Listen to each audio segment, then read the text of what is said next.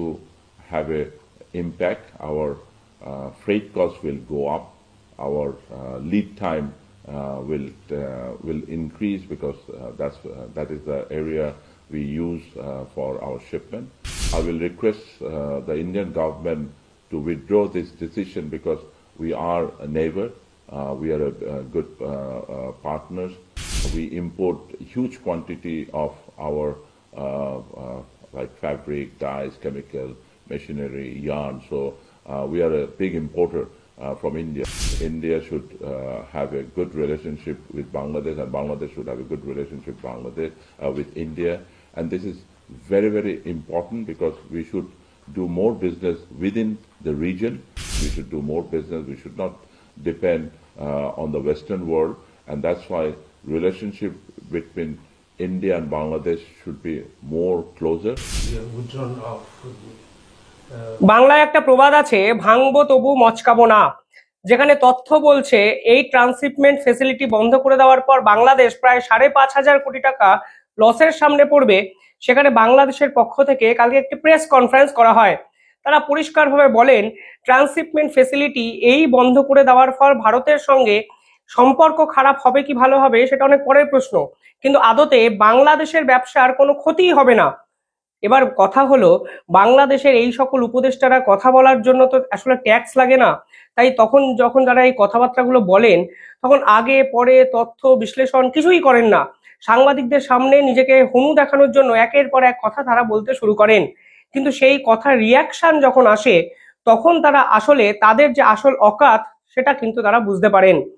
বাংলাদেশের পক্ষ থেকে যখন বাংলাদেশের কোনো এক উপদেষ্টা এই ধরনের স্টেটমেন্ট সাংবাদিকদের সামনে দেন তখন ভারতের পক্ষ থেকে তথ্য অফিসিয়ালি প্রকাশ করে দেওয়া হয়। সেখানে ভারত বুঝিয়ে দেয় তথ্য তাহলে কি বলছে। আপনারা শেষ 1 বছরে ভারতের সীমান্ত ভারতকে ব্যবহার করে আপনাদের ব্যবসা বাণিজ্য প্রায় 46% বাড়িয়েছেন, অথচ যখন এই ট্রান্সশিপমেন্ট ফেসিলিটি বন্ধ করে দিল ভারত তখন আপনারা বলছেন আসলে ভারতের উপরে আপনারা ডিপেন্ডই করে নেই। কিন্তু অন্য আরেকটা ভার্সানও কিন্তু বাংলাদেশের পক্ষ থেকে উঠে এসছে। বাংলাদেশের বণিক মহলের যিনি সর্বময় কর্তা তিনি সরাসরি ভারতবর্ষকে আবেদন করেছেন। I think I will request the Indian government to withdraw this decision because we are a neighbor. We are a good partners. তিনি বলেছেন ভারতবর্ষ দয়া করে এই সিদ্ধান্ত পুনর্বিবেচনা করুন, কারণ এই মুহূর্তে যদি ভারত এবং বাংলাদেশের ব্যবসায়ী সম্পর্ক বন্ধ হয়ে যায় তখন কাতারে কাতারে মানুষ কিন্তু এর ভুক্তভোগী হবে। যদি বাংলাদেশকে বাঁচাতে হয় তাহলে ভারতের সঙ্গে কথা বলা উচিত বাংলাদেশ সরকারের, এবং সেটা কূটনৈতিকভাবেই করা সম্ভব।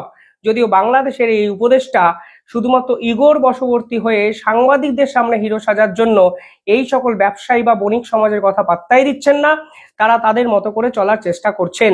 অর্থাৎ সেই পুরনো প্রবাদ, ভাঙবো তবু মচকাবো না, কিন্তু যখন ভাঙা বা মচকানোর মতো কিছুই পড়ে থাকবে না তখন এই বাংলাদেশের মোহাম্মদ ইউনূসের নির্লজ্জ উপদেষ্টারা কি বলবেন সেটাই এখন একটা বড় প্রশ্ন। এবার বলি কালকে ভারতের পক্ষ থেকে অফিসিয়ালি কি ডাটা প্রকাশ করা হয়েছে। বাংলাদেশ সরকারের পক্ষ থেকে বুঝিয়ে দেওয়া হয়েছিল যে ভারতবর্ষের এই মাটিকে বাংলাদেশ ব্যবহারই করে না, তাই ট্রান্সশিপমেন্ট ফেসিলিটি বন্ধ করেছে, করতেই পারে। একটা দেশের ভিতর দিয়ে কোন দেশের ট্রাক যাবে সেটা তাদের আভ্যন্তরীণ ব্যাপার, এ বিষয়ে বাংলাদেশের কিছু বলার নেই। আমরা ভারতবর্ষকে কোনো অনুরোধও করব না। তাদের মনে হয়েছে তারা বন্ধ করেছে, এতে আসলে বাংলাদেশের কোনো ক্ষতি হয়নি। এবার আসল তথ্যে আপনাদের ফিরি। কালকে আমি এই তথ্য নিয়ে একটি ভিডিও প্রকাশ করেছিলাম, সেই তথ্যগুলো একাধিক নিউজ পেপার, জার্নাল, বিভিন্ন জায়গায় ঘেটে ঘুটে আমি আপনাদের সামনে দেখিয়েছিলাম। এবার ভারতের বন্দরের পক্ষ থেকে কি তথ্য কালকে প্রকাশ করা হয়েছে আমি আপনাদের বলি। 2023 এবং 24 সাল থেকে 2024 এবং 25 সাল এই যে ফিনান্সিয়াল ইয়ার অর্থাৎ 31 মার্চ অবধি 2025-এর সেই ডাটা কিন্তু প্রকাশ করা হয়েছে কালকে। 2023 এবং 2024 এই 1 বছরের মধ্যে বাংলাদেশের ব্যবসা বাণিজ্য এক্ষেত্রে বেড়েছে 46%। অর্থাৎ ভারতের মাটিকে ব্যবহার করে বাংলাদেশের বণিক সমাজ ব্যবসায়ীরা তাদের ব্যবসা বাণিজ্য বৃদ্ধি করেছে 46%। ভাবতে পারছেন, প্রায় ডবলের কাছাকাছি তারা কিন্তু ব্যবসা বাণিজ্য করার দিকে যাচ্ছিল এ বছরে, সেটাও কিন্তু এই ডাটাতে উল্লেখ আছে। পেট্রোপল বন্দর সূত্রে যে তথ্য আমাদের সামনে এসছে সেখানে বলা হচ্ছে 2023 এবং 24 সালে বাংলাদেশ থেকে ভারতে এসছে 3,473টি ট্রাক্স, এক বছর পরে সেই সংখ্যাটা কত হয়েছে? প্রায় 1000 বেড়ে গেছে। অর্থাৎ 2024 থেকে 2025-এর এই অর্থবর্ষের সময়টা টোটাল প্রায় 4861 ট্রাকস কিন্তু বাংলাদেশ থেকে ভারতে এসছে। অথচ বাংলাদেশের উপদেষ্টা প্রেস কনফারেন্স করে বলছেন ভারতের উপর বাংলাদেশের ব্যবসা বাণিজ্য নির্ভরশীলই নয়, তাই ভারত বন্ধ করেছে, এতে বাংলাদেশের কোনো যায় আসবে না। তথ্য কি বলছে আপনারা বোঝার চেষ্টা করুন। এই শেষ এক বছরের মধ্যে টোটাল চালান ইস্যু বাংলাদেশ থেকে করা হয়েছে 4773টি। অর্থাৎ এই চালানগুলো পেট্রোপল সীমান্ত বন্দরে দেখাতে হয়, তারপরে তারা ভারতের ঢোকার অনুমতি পান। বিষয়টা এরকমই সহজ। সেই চালান ইস্যু করা হয়েছে 4773টি। অর্থাৎ ট্রাক ছাড়াও একাধিক পণ্যবাহী জাহাজ পেট্রোপল সীমান্ত দিয়ে ভারতবর্ষে এসছেন এবং ভারতবর্ষের মাটিকে ব্যবহার করে কখনো বিমানবন্দর হয়ে, কখনো ট্রেন বা কখনো জাহাজ পথে বিদেশের বিভিন্ন জায়গায় কিন্তু চলে গেছেন। সেই তালিকাও কিন্তু কালকে ভারতের একাধিক বিশেষজ্ঞ দিয়েছেন, আমি আপনাদের সামনে তুলে ধরেছিলাম। কখনো স্পেন, কখনো আমেরিকা, কখনো ইতালি, এই সকল ইউরোপিয়ান দেশগুলোতে কিন্তু বাংলাদেশের যে বস্ত্র তার চাহিদা কিন্তু ছিল তুঙ্গে। এমনকি শেখ হাসিনার সময় একটি তথ্য অক্সফোর্ড ইউনিভার্সিটির পক্ষ থেকে প্রকাশিত হয়, যেখানে তারা বলে বাংলাদেশের জিডিপি প্রায় 5% বৃদ্ধি পেয়েছে শেখ হাসিনার সময় শুধুমাত্র বস্ত্র শিল্পকে কাজে লাগিয়ে। যাই হোক, এবার প্রতিবেদনে ফিরি। সেখানে বলা হয়েছে 2023 সালে 4773টি চালান ইস্যু করা হয়েছে পেট্রোপল সীমান্তে এবং এক বছরের মধ্যে এই সংখ্যাটা গিয়ে দাঁড়ায় 4861টি ট্রাকের পক্ষ থেকে 7772টি চালান। অর্থাৎ এক বছরে চালান বাড়ে প্রায় 3000টি। তাহলে বুঝতেই পারছেন ভারত কিভাবে বাংলাদেশের অর্থনৈতিক সমৃদ্ধিতে দিনের পর দিন নিঃশব্দে বিপ্লব করে গেছে। অর্থাৎ পেট্রোপল সীমান্ত ব্যবহার করে বাংলাদেশের ব্যবসা করার জন্য কিন্তু চাহিদা লাফিয়ে লাফিয়ে লাফিয়ে লাফিয়ে বাড়তে শুরু করেছিল, যা নির্লজ্জ বেহায়া মোহাম্মদ ইউনূসের সরকারের আমলে সবকিছু শেষ হয়ে গেল শুধুমাত্র তার ইগোর জন্য, তার মৌলবাদী এবং সন্ত্রাসবাদীদের প্রশ্রয় দেওয়ার জন্য। আরো একটা তথ্য আপনাদের দিই, শেষ এক বছরে অর্থাৎ 2023-24 সালে এই ব্যবসার পরিমাণ ছিল পেট্রোপল বন্দরকে কাজে লাগিয়ে তা হলো 2357.27 কোটি টাকা। অর্থাৎ টোটাল 2357.27 কোটি টাকার পণ্য পেট্রোপল সীমান্ত দিয়ে বাংলাদেশ থেকে ভারতবর্ষে এসছে এবং তা আন্তর্জাতিক বাজারে ছড়িয়ে পড়েছে। পরের বছর এই সংখ্যাটা কত হয়েছিল জানেন? পরের বছর এই সংখ্যাটা হয়েছিল 3446.66 কোটি টাকা। অর্থাৎ এক বছরে এই সংখ্যাটা বেড়ে দাঁড়িয়েছিল 800 কোটি টাকার কাছাকাছি। এবছর সেটি 1500 থেকে 2000 কোটি টাকা ছাড়াতো বলে একাধিক বিশেষজ্ঞ বলেন। অর্থাৎ শেষ এক বছরে পেট্রোপল সীমান্ত এবং ভারতের মাটিকে কাজে লাগিয়ে তারা তাদের ব্যবসা বাণিজ্য 46% বাড়িয়েছে। তা কালকে ভারতের অফিসিয়ালি একাধিক বিজ্ঞপ্তির সামনে প্রকাশিত হয়েছে। অঙ্কটা খুব পরিষ্কার। আমি সকালে একটি ভিডিওতে আপনাকে জয়শঙ্করের পলিসি নিয়ে বলেছিলাম এবং আমি বলেছিলাম জয়শঙ্কর তথ্য ভিত্তিক কথা বলে এবং ক্যারোট অ্যান্ড স্টিক পলিসি ডিপ্লোমেসিতে অ্যাপ্লাই করে। বন্ধুর পাশে থাকা, একই সঙ্গে বন্ধুকে সতর্ক করা, বন্ধু যেন বিপথে চলে না যায় তার জন্য আমরা একাধিক পদক্ষেপ নিয়ে জীবনে। জয়শঙ্কর এই অর্থোডক্স ডিপ্লোমেসিটাই ভারত বাংলাদেশে ইমপ্লিমেন্ট করার চেষ্টা করছেন। মানে ধরুন এই কালকে বাংলাদেশের পক্ষ থেকে এই যে ব্যবসায়ী উপদেষ্টারা কি সব নাম, তারা প্রেস কনফারেন্স করে জানিয়েছেন ভারতের উপর তারা ডিপেন্ডেন্ট নয়। পাল্টা প্রেস কনফারেন্সে ভারতবর্ষ পেট্রোপল বিমানবন্দরের বা পেট্রোপল যে বন্দর আছে তার স্ট্যাট আমাদের সামনে দিয়ে দিয়েছেন। এটাকেই বলা হয় অর্থোডক্স পলিটিক্স।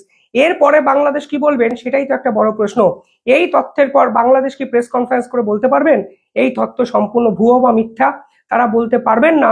কারণটা খুব স্পষ্ট, কারণ বাংলাদেশের অর্থনৈতিক একাধিক ক্ষেত্রে তারা এখনো ভারতের উপর ডিপেন্ডেন্ট এবং সেই ডিপেন্ডেন্সি যাওয়ার মতো পরিকাঠামো বর্তমান বাংলাদেশের নেই। আরো মজার কথা কি জানেন?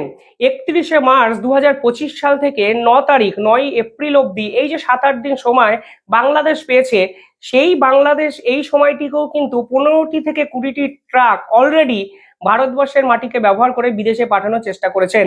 প্রায় 20 থেকে 30টা চালান তারা অলরেডি ইস্যু করে দিয়েছেন। অর্থাৎ এই ভাওতাবাজি বাংলাদেশের সাধারণ মানুষকে, যারা ভারত বিদ্বেষী আবেগকে পুঁজি করে জীবন কাটান, তাদেরকে খাওয়ানোর চেষ্টা মোহাম্মদ ইউনূস করলেও তথ্য কিন্তু অন্য কথা বলছে এবং তথ্য বলছে এই মোহাম্মদ ইউনূস সরকার এখনো মানুষকে ভুল বোঝাচ্ছেন এবং তারা মিথ্যে কথা বলছেন।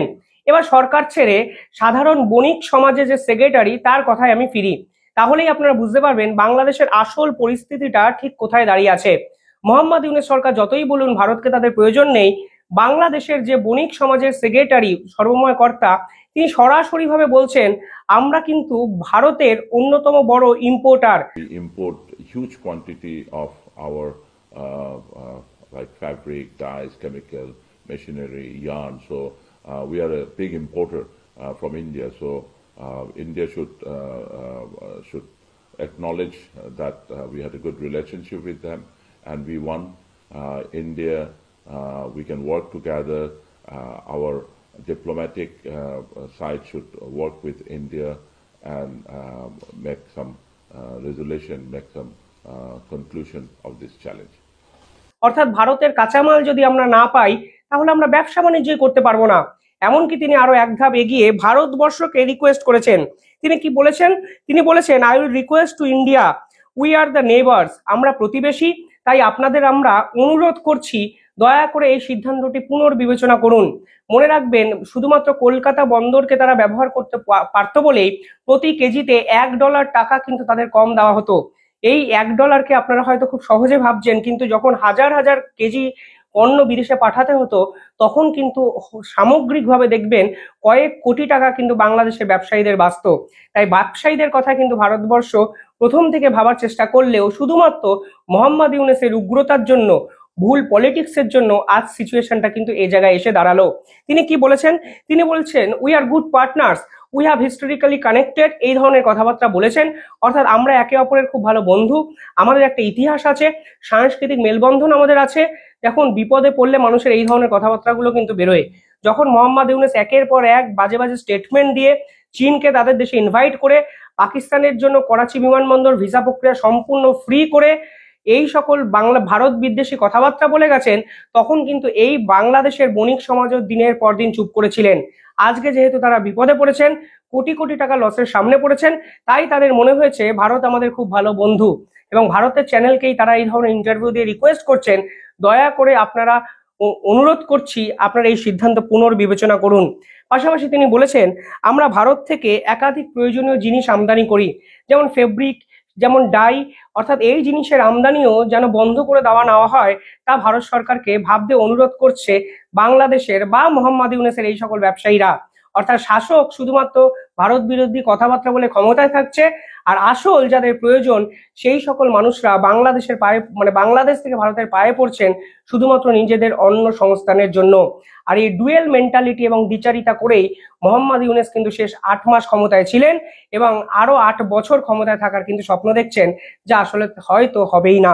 পাশাপাশি তিনি বলেছেন উই শুড, মানে India should have a good relation with Bangladesh, Bangladesh should have to maintain a good relation with India। অর্থাৎ একে অপরের পারস্পরিক সম্পর্ক না রাখলে ব্যবসা বাণিজ্য কার্যত হতে পারে না।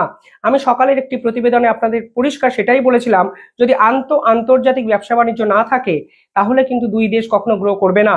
যেখানে ডোনাল্ড ট্রাম্পের রেসিপ্রোকাল ট্যারিফ গোটা বিশ্ব জুড়ে আন্দোলিত করেছে, ঠিক সেখানে ইউরোপীয় ইউনিয়নের মতো উন্নততর প্রগতিশীল সংগঠনকে দেখেও ভারত এবং বাংলাদেশ যদি অ্যাপ্লাই না করতে পারে তাহলে এর থেকে বড় হতাশাজনক ছবি আর হতে পারে না। সমস্যা হলো ভারতবর্ষ প্রথম থেকে অনেক বেশি উদারতা দেখিয়েছেন, এটা কিন্তু আজকে ভারতবর্ষের সমস্যা, আমি ওপেনলি বলছি।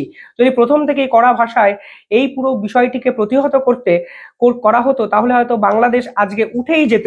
কিন্তু আজকে বাংলাদেশ কিন্তু ভুল পলিসি, ভুল রাজনীতি, অপরিপক্ক বোধ, অদূরদর্শিতা সবকিছু ডিপ্লোমেসির মধ্যে নিয়ে এসে ভারত বাংলাদেশের সম্পর্কে যেটুকু বেঁচেছিল সেটুকুতেও কফিনে শেষ পেরেকটি দিয়ে দিল, যার ফলে সাফার করে ভারতের এই ট্রান্সশিপমেন্ট ফেসিলিটি বন্ধ করে দেওয়া এবং বাংলাদেশের ব্যবসায়ীদের কোটি কোটি টাকা লস, এই ক্ষতিপূরণ মোহাম্মদ ইউনূস করতে পারবেন না, কোনো রাজনৈতিক নেতাও করতে পারবেন না। ডিপ্লোম্যাসি কোনো রাজনৈতিক নেতা দ্বারা পরিচালিত হতে পারে না। কিন্তু একটা জিনিস কিন্তু দুই দেশের মধ্যে ভালোভাবে এগিয়ে যাওয়ার জন্য এক্ষেত্রে প্রয়োজন ছিল, তা হলো একে অপরের সঙ্গে ভালো করে মিলে থাকার সদিচ্ছা, যা প্রথম থেকে ভারতবর্ষ দেখালেও মোহাম্মদ ইউনূস দেখাতে পারলেন না, এবং তার এই বণিক সমাজ এখন রাস্তায় বসে ভারতের কাছে ভিক্ষা চাইতে বাধ্য হচ্ছেন। ভাবতে খারাপ লাগলেও এটাই কিন্তু ধ্রুব সত্য। কমেন্টে বলবেন আপনারা কি ভাবছেন। ধন্যবাদ।